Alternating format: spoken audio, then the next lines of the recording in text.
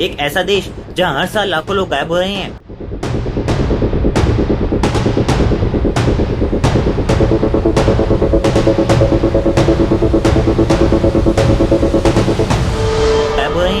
जहाँ हजारों schools permanently बंद हो रहे हैं, जहाँ पूरे गांव खाली पड़े हैं। ये कोई वॉर नहीं है, ना कोई पैंडेमिक और ना ही कोई नेचुरल डिजास्टर। फिर भी पूरी दुनिया की सबसे एडवांस कंट्रीज में से एक धीरे धीरे खत्म होती जा रही है। जापान, एक ऐसा देश जिसकी लगभग 15 साल से लगातार पॉपुलेशन गिर रही है और एक्सपर्ट्स के अकॉर्डिंग अगर सिचुएशन नहीं बदली तो अगले 70 सालों में जापान अपनी लगभग आधी पॉपुलेशन खो सकता है। लेकिन सवाल ये है, आखिर जापान के साथ ऐसा क्या हुआ? क्या वजह है कि लोग बच्चे पैदा नहीं करना चाहते? और क्या जापान दुनिया का सबसे पहला ऐसा डेवलप्ड कंट्री बन सकता है जो पॉपुलेशन की वजह से कोलैप्स हो जाए? आज के इस वीडियो में हम जापान के पॉपुलेशन क्राइसिस को समझने वाले हैं।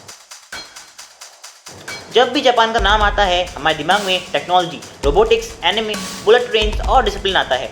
जापान दुनिया की 4th लार्जेस्ट इकोनॉमी है, लेकिन इस चमक के पीछे एक ऐसी प्रॉब्लम छुपी हुई है जो शायद न्यूक्लियर अटैक से ज़्यादा डेंजरस हो सकती है, population collapse.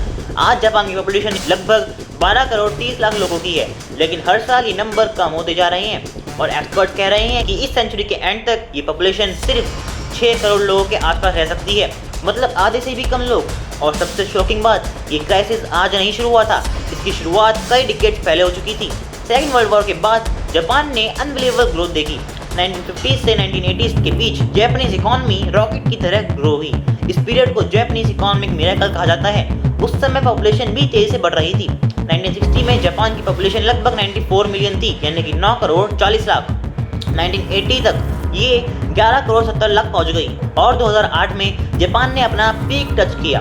Population 12 crore 80 lakh तक पहुंच चुकी थी। लेकिन इसी साल से एक डेंजरस टर्निंग पॉइंट आया। बर्ड्स यानी पैदा होने वाले बच्चों की संख्या डेथ से भी कम हो गई और पहली बार जापान की पॉपुलेशन परमानेंटली डिक्लाइन करने लगी। 2008 के बाद से लेके आज तक हर साल जापान की पॉपुलेशन गिर रही है और आज तक ये ट्रेंड नहीं रुका। आज के यंग जापानीज शादी ही नहीं करना चाहते। 30 साल के होने के बाद भी लोग सिंगल हैं। Reason, career pressure, very high expenses and modern lifestyle. Japan में एक बच्चे को पालना लाखों रुपए की इक्विवेलेंट खर्च मांगता है। हाउसिंग एक्सपेंसिव है, एजुकेशन एक्सपेंसिव है, चाइल्ड केयर एक्सपेंसिव है। इसीलिए कई कपल्स डिसाइड करते हैं कि या तो एक ही बच्चा करेंगे या फिर कोई बच्चा नहीं करेंगे। जापान का वर्क कल्चर दुनिया के सबसे टफ कल्चर में से एक माना जाता है। कई एम्प्लॉइज रोज 10 से 12 घंटे काम करते हैं। ओवर टाइम कॉमन है। जापान में एक वर्ड भी फेमस है, खरोशी। इसका मतलब है डेथ बाय ओवरवर्क। जब लोगों के पास फैमिली के लिए टाइम ही नहीं होगा तो नेचुरली बर्थ रेट गिरने ही लगेगा। पॉपुलेशन को स्टेबल रखने के लिए एक कंट्री का फर्टाइल रेट लगभग 2.1 होना चाहिए, लेकिन जापान का फर्टिलिटी रेट 1970s में 2 से ऊपर था। आज ये लगभग 1.2 के आसपास है, यानी रिप्लेसमेंट लेवल से भी बहुत नीचे। और इसी वजह से हर जनरेशन पिछली जनरेशन से छोटी होती जा रही है। आज जापान दुनिया की सबसे रैपिडली एजिंग सोसाइटीज में से एक बन चुका है। हर 10 जापानीज में से लगभग 3 लोग 65 साल से ऊपर हैं, यानी पॉपुलेशन का करीब 30%। 2024 में जापान में बर्थ्स की संख्या पहली बार 7 लाख से नीचे चली गई, जबकि डेथ्स लगभग 16 लाख के आसपास थी। मतलब एक ही साल में पॉपुलेशन में लगभग 9 लाख लोगों का नेचुरल डिक्लाइन। सोचो, जितने लोग पैदा हो रहे हैं उससे कई गुना ज्यादा लोग मर रहे हैं। इसका रिजल्ट, स्कूल्स बंद हो रहे हैं, विलेजेस खाली हो रहे हैं और हजारों घर अबैंडन हो चुके हैं। जापान में इन खाली घरों को अकिया कहा जाता है।